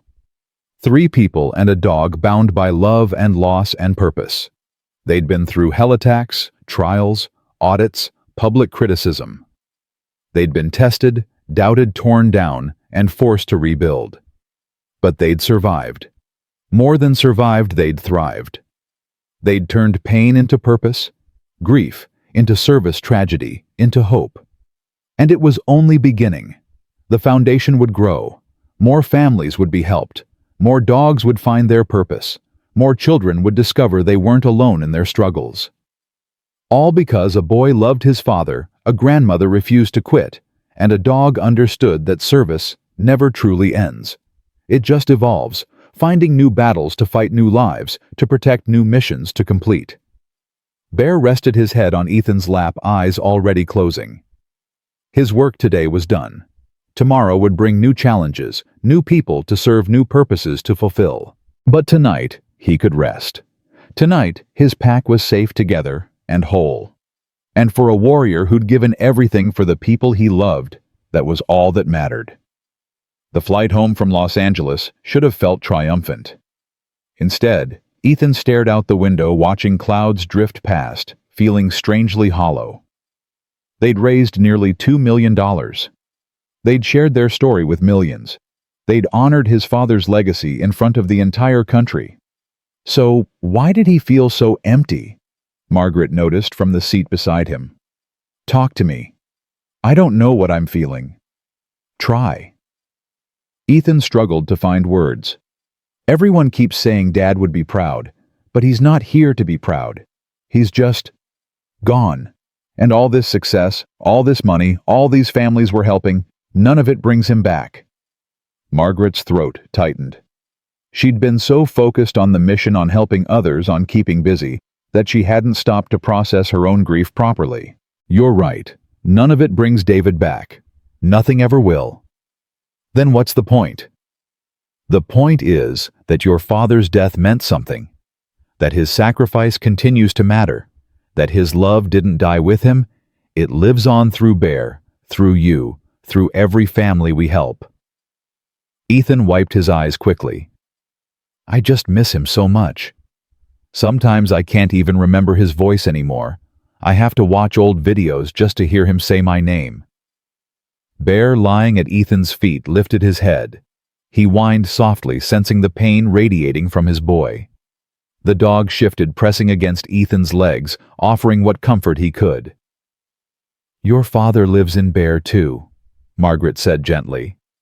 Every time Bear protects you, that's David protecting you.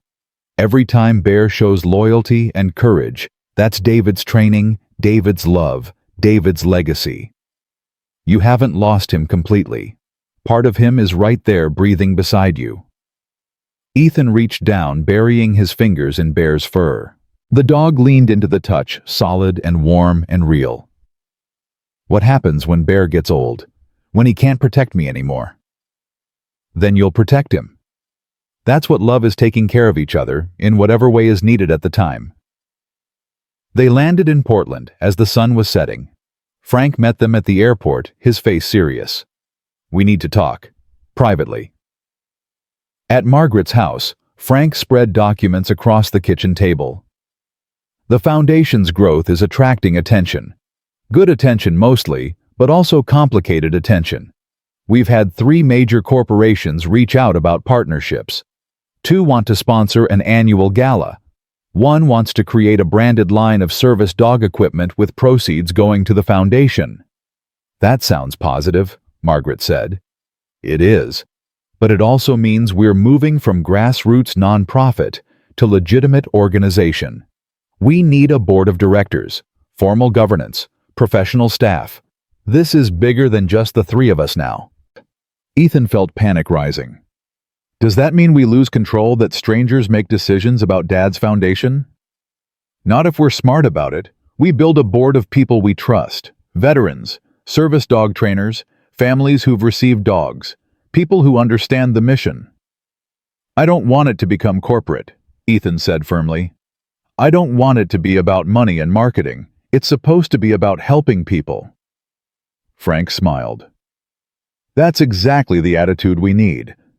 But helping people at scale requires infrastructure. Right now, Margaret is answering emails at midnight, you're recording videos on your phone, and I'm doing legal work for free between paying clients. That's not sustainable. If we want to help hundreds of families, we need systems. Margaret rubbed her temples. This is so far beyond what I know how to do. Then we find people who do know. I've already reached out to a few candidates. People with nonprofit management experience, fundraising expertise, military backgrounds. I'd like to set up interviews next week." Over the following month, the foundation transformed. They hired an executive director, a former Marine colonel named Patricia Hernandez, who'd run veteran outreach programs for a decade. They brought on a fundraising specialist who doubled their donor base within weeks. They created an advisory board that included General Matthews Marcus Reed and 3 Gold Star families whose children had received service dogs. Ethan participated in every decision, insisting that the families remain the priority. "I don't care about fancy galas or corporate sponsors if they distract from the mission. Every decision should be about one thing. Can we help more families faster?" Patricia nodded approvingly. "You'd make a hell of a board chairman someday, kid." "I'm 12. And already better at staying focused than most executives I've worked with." As the foundation grew, so did demand. Applications poured in from across the country. Single mothers whose children had autism, veterans battling PTSD, teenagers with seizure disorders. Each application represented a life in crisis, a family desperate for help. They couldn't say yes to everyone. That was the hardest part. Margaret would read applications late at night, crying over stories she couldn't fix. Families she had to turn away because resources were limited. Ethan found her one evening, tears streaming down her face as she reviewed a file. "Grandma, there's a 6-year-old in Ohio, cerebral palsy. His parents work 3 jobs between them and still can't afford a service dog. We have to tell them no. We have to tell them to wait because we're at capacity." Her voice broke. "How do you tell a mother her child has to wait for help?" Ethan wheeled closer, taking her hand. "You tell her the truth. That we're doing everything we can. That we haven't forgotten her. That her son matters. What if that's not enough? Then we work harder. We raise more money. We train more dogs. We find a way." Margaret looked at her grandson, this child who'd been forced to grow up too fast, who carried grief and responsibility beyond his years. "When did you get so wise?" "I learned from Dad, and from you, and from Bear." He glanced at the dog sleeping peacefully by the fireplace. "Bear never gives up. Even when he's tired or hurting, he keeps going. That's what Mitchells do. We keep going." 6 months after the talk show appearance, the foundation had sponsored 43 service dogs. 43 families whose lives had fundamentally changed. The success stories kept coming. A girl with diabetes whose dog detected blood sugar crashes. A boy with autism whose dog helped him navigate school. A veteran who'd been suicidal until his service dog gave him a reason to stay alive. But success brought new challenges. One of the families they'd helped, a woman named Linda Carson, whose son had severe anxiety, posted a video online criticizing the foundation. "They gave us a dog, then disappeared. No follow-up, no support, no check-ins. It's like they only cared about the publicity." The video went viral, triggering a wave of criticism. Other families chimed in with similar complaints. The foundation's social media filled with angry comments. "They're more interested in photo ops than actual care. Once the cameras leave, they forget about you." Ethan was devastated. "We didn't disappear. We've been helping so many families we just couldn't keep up with individual follow-ups." Patricia called an emergency meeting. "This is a legitimate criticism. We've scaled up placements, but not our support infrastructure. These families need ongoing care, training assistance, veterinary connections. We can't just hand them a dog and walk away." "So what do we do?" Margaret asked. "We acknowledge the failure. We apologize publicly. And we fix it." Patricia pulled out a proposal.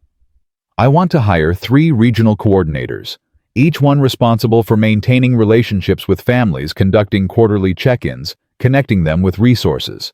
It'll cost us, but it's the right thing to do." Frank nodded. "I'll reach out to Linda Carson directly, offer to visit her family, address her concerns personally, turn this critic into an advocate." Ethan wanted to help too. "Can I call some of the families just to talk, not as foundation business, but as someone who gets it?" Patricia smiled. "That's exactly what they need. Not a corporate representative, a peer who understands."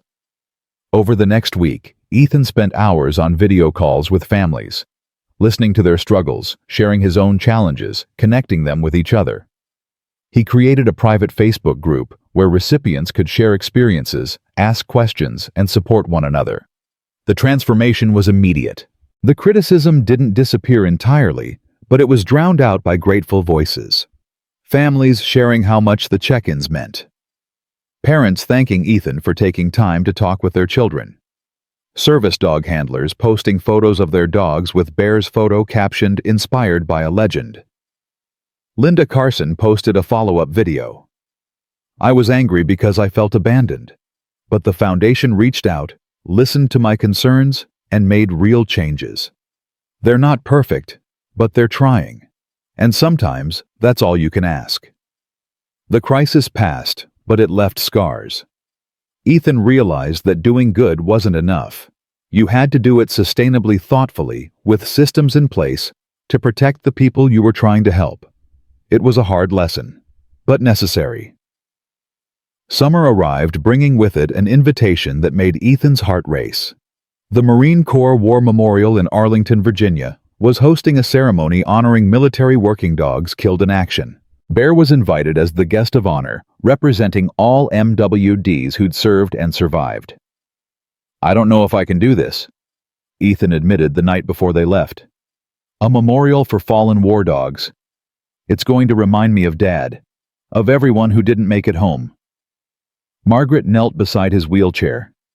"That's exactly why we need to go. To honor those who gave everything. To remember that freedom costs something. And to celebrate that Bear survived to tell their story." They flew to Washington, D.C. with Frank and Patricia. The memorial stood tall against the summer sky, its bronze figures forever frozen in the act of raising the flag at Iwo Jima. But today, a temporary installation had been added, hundreds of photos of military working dogs, each one representing a life given in service. Ethan wheeled through the display reading names: Rex, Diesel, Luca, Ringo. Each photo showed a dog in its prime, strong and capable and unaware of the sacrifice to come. Bear walked beside Ethan, stopping occasionally to sniff at photos as if recognizing old friends. At one photo, Bear sat down and wouldn't move. The dog stared at the image tail, still a soft whine escaping his throat. Margaret looked at the name. "Sergeant? Oh, honey." She knelt beside Bear, stroking his head. "That's David's first MWD, before Bear. Sergeant was killed in action during David's first deployment." "Dad never told me he had another dog," Ethan said. "It broke his heart. Sergeant died saving David's unit from a suicide bomber. Your father blamed himself, thought he should have seen the threat sooner. When he was assigned Bear 2 years later, he was terrified of losing another partner." Ethan looked at Bear, who continued staring at Sergeant's photo. "Bear remembers him. Dogs never forget, especially not the ones who mattered." The ceremony began with a color guard and the national anthem. Then one by one, handlers stepped forward to share stories about their fallen MWDs. A woman whose dog had detected over 100 IEDs before being killed by a sniper.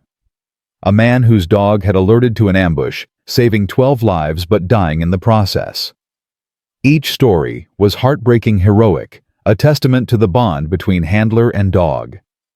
When it was Ethan's turn to speak, he wheeled to the podium with Bear beside him. He looked out at the crowd, hundreds of military families, veterans, service members, all of them waiting to hear from a 12-year-old kid. "My name is Ethan Mitchell. My dad was Sergeant First Class David Mitchell, Marine Corps K-9 handler. He died 18 months ago serving our country. Bear was his partner." Ethan's voice cracked, but he pushed through. "Dad used to tell me that every military working dog is a warrior. That they don't choose to serve, we ask them to serve. We send them into danger because we need them, and they go without hesitation because they trust us." He paused, looking at Bear. "The dogs on these walls gave everything. They died protecting people they loved, and the dogs who survived like Bear carry that weight forever. Bear knows he made it home when others didn't. He knows Sergeant died before him. He knows Dad died beside him. That's a burden no one should carry, but he carries it anyway, because that's what warriors do. Tears streamed down Ethan's face now. He didn't try to hide them. I wish Dad was here. I wish Sergeant was here. I wish every dog on these walls was still alive, still serving, still going home to their handlers. But wishing doesn't change reality. What changes reality is action. Honoring these dogs by taking care of the ones who survived. Making sure every MWD has a home after service. Fighting for their benefits, their health care, their retirement. That's how we honor the fallen. By protecting the living. The crowd erupted in applause. Several Marines saluted. Bear stood pressed against Ethan's chair, and for just a moment Ethan could swear the dog understood every word. After the ceremony, families approached them. A woman whose son had died alongside his MWD thanked Ethan through her tears. A veteran whose service dog had died of cancer held Bear for 5 minutes, just standing there remembering. A young Marine about to deploy with his newly assigned MWD asked if he could take a photo with Bear. For luck, the Marine explained. I want to remember that some of us make it home. Ethan nodded. What's your dog's name? Liberty. Take care of Liberty, and let Liberty take care of you. Trust works both ways. As the sun began to set, they stood at the memorial one last time. Bear remained still, staring at Sergeant's photo, a final goodbye to a brother in arms he'd never see again. You ready to go, boy? Ethan asked gently. Bear turned, looked at Ethan, then back at the photo. One last moment of remembrance.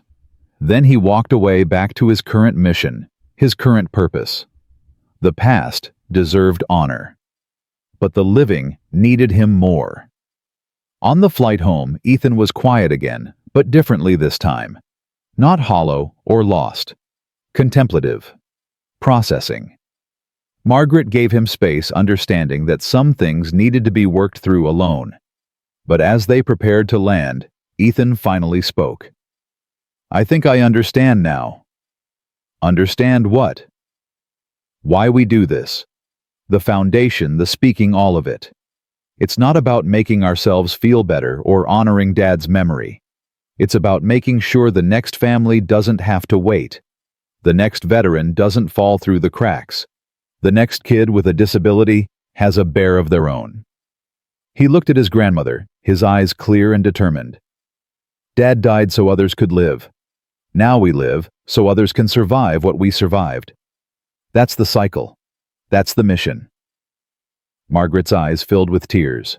Your father would be so incredibly proud of the man you're becoming. I'm only 12. Age doesn't determine character. Heart does. And yours is strong enough to change the world. 3 years passed. Ethan turned 15, grew taller, but remained in his wheelchair. The accident that had taken his mobility was permanent, but he'd long since stopped seeing the chair as a limitation. It was just part of who he was, like his brown eyes or his stubbornness. The foundation flourished. They'd sponsored over 200 service dogs, expanded to operate in 40 states, created training programs, volunteer networks, and advocacy campaigns that changed laws protecting service animals. Bear was 8 years old now, showing signs of age. His muzzle had grayed. He moved slower on cold mornings, but his eyes remained sharp, his loyalty unwavering. He still slept beside Ethan every night, still alerted to anxiety attacks before they peaked, still served with quiet dignity. One morning, Ethan woke to find Bear struggling to stand. The dog's legs shook, his breathing labored. Grandma? Ethan's voice cracked with panic. Something's wrong with Bear. They rushed to the emergency vet. Hours of tests, worried waiting.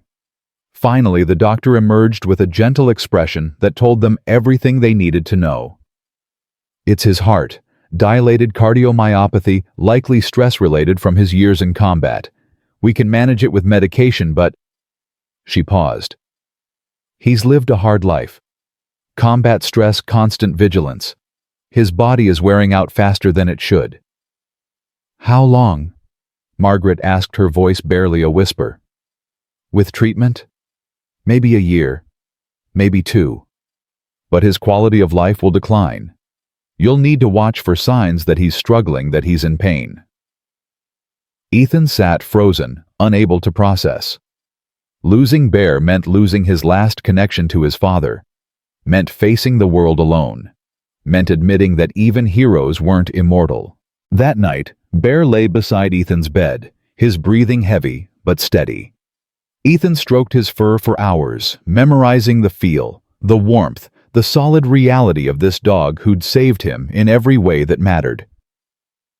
"I'm not ready," Ethan whispered. "I'm not ready to lose you too." Bear's tail gave one weak thump. His eyes met Ethan's, and in them was understanding. "I know, but this is what happens. Everyone's mission ends eventually." The next few months were precious and painful. Bear continued his work with the foundation, but at a gentler pace. Visits to hospitals were shorter.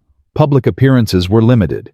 He spent most days lounging in the sun, Ethan beside him, both of them savoring the quiet moments. Families who'd received dogs through the foundation sent cards and messages. "Bear changed our lives. Because of Bear, my son has hope. Bear showed us what love looks like." The tributes poured in a testament to how many lives this one dog had touched. One evening, as fall leaves drifted past the window, Frank visited with unexpected news. "The Marine Corps wants to do something special for Bear's retirement. A final ceremony. A proper goodbye." "I don't want to say goodbye," Ethan said quietly. "Then don't. Say thank you instead." The ceremony was held at the same base where Bear had received his medal years earlier. But this time the tone was celebratory rather than solemn. A retirement party for a warrior who'd earned his rest. Hundreds attended. Marines from David's old unit, families who'd received service dogs, veterans whose lives Bear had saved, children whose anxiety attacks Bear had calmed with his gentle presence. General Richardson, older now, but still commanding, stood at the podium. "In my 40 years of military service, I've known thousands of soldiers, but I've only known a handful of true heroes. Bear is one of them. Not because of his combat record, though, that alone would be enough, but because he never stopped serving. Even after his handler died, even after retirement, even as his own health declined, he continued to protect, to comfort, to save lives." She looked at Ethan. "And he taught a young boy what it means to lead with love." Ethan was given the microphone one last time. He looked at Bear, lying beside his wheelchair, tired but present. "Bear has been my protector, my friend, my connection to my father. But he's been more than that. He's been proof that dedication matters, that loyalty is real, that heroes exist even if they walk on 4 legs." His voice broke, but he continued. "I've learned everything important from this dog. How to face fear, how to serve others, how to love without condition. Bear's taught me that strength isn't about being unbreakable. It's about getting up every time you fall, about protecting the people you love even when it costs everything." He paused, tears streaming freely now. "Dad used to say that Bear was the best Marine he ever served with. I think Bear's the best teacher I ever had, and when his mission finally ends, when he takes his last breath, I'm going to make sure his legacy lives forever. Every dog we place, every family we help, every child who finds courage they didn't know they had, that'll be Bear. That'll be his impact. That'll be his immortality." The crowd stood applauding, crying, honoring a dog who'd given them all so much. Bear lifted his head, looked around at all these humans he'd served, and his tail wagged. Slow, tired, but genuine. Mission accomplished. 6 months later, on a quiet Tuesday morning, Bear died peacefully in his sleep. Ethan was beside him, hand buried in his fur, whispering thank you over and over. The grief was enormous, overwhelming. It felt like losing his father all over again. But buried within the pain was something else. Gratitude. For the years they'd had. For the lessons learned. For the love shared. Bear's funeral was attended by hundreds. Marines in dress blues, families with their service dogs, children who'd been inspired by his story. They lowered his casket into the ground beside a special marker: Bear, warrior, hero, friend. He saved 11 lives in war and hundreds more in peace. A good boy to the very end. In the weeks that followed, Ethan struggled. The house felt empty without Bear's presence, but slowly purpose returned. The foundation needed him. Families needed him. Bear's legacy needed protecting. On what would have been Bear's 9th birthday, Ethan recorded a final video for the foundation. My service dog died 6 weeks ago. For some people that might sound like just losing a pet. But if you're watching this, you know better. Service dogs aren't pets. They're partners. They're family. They're the difference between surviving and thriving. He took a shaky breath. Bear died, but his mission continues. Through our foundation, we've placed over 300 service dogs, 300 families who have what I had: a guardian, a friend, a hero. That's Bear's legacy, not the medals or the fame. The lives changed, the families saved. He leaned forward, speaking directly to the camera. If you're struggling, if you need help, if you're waiting for your own bear, hold on. We're working as fast as we can. Your service dog is being trained right now. Your hero is coming. And when they arrive, when you finally meet your partner, remember, Bear. Remember that these dogs serve without asking for anything in return. So love them fiercely. Honor their service. And when their mission ends, carry their legacy forward. The video went viral one last time. Millions watched. Millions cried. Millions were inspired to donate, to volunteer, to adopt their own rescue dogs.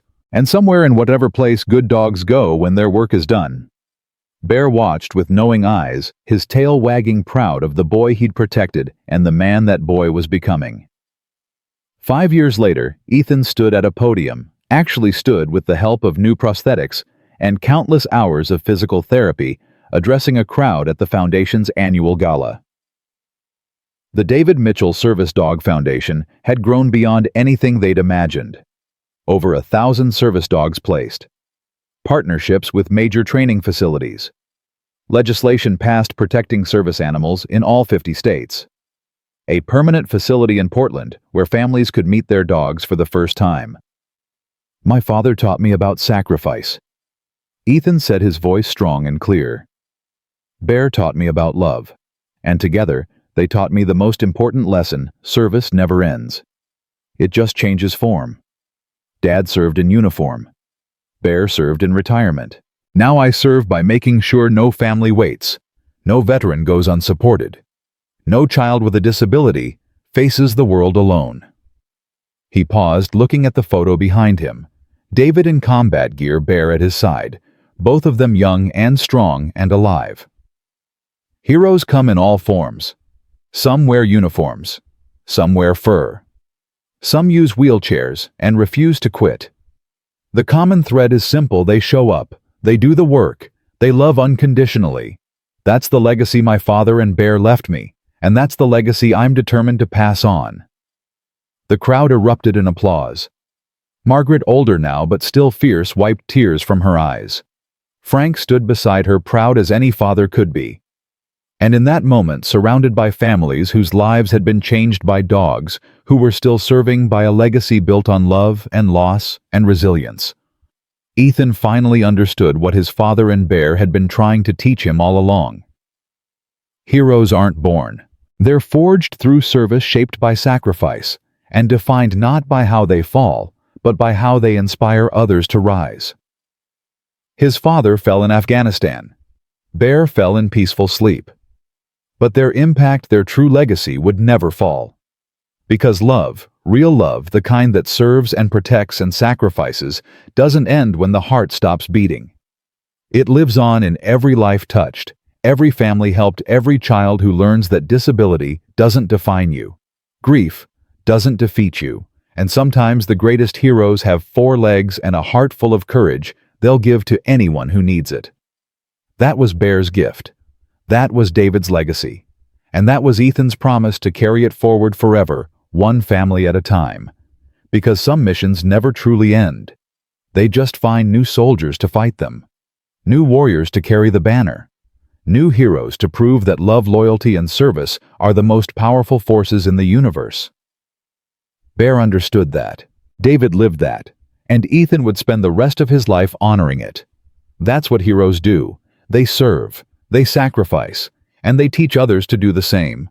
Always faithful, always loyal, always serving, until the very end and beyond.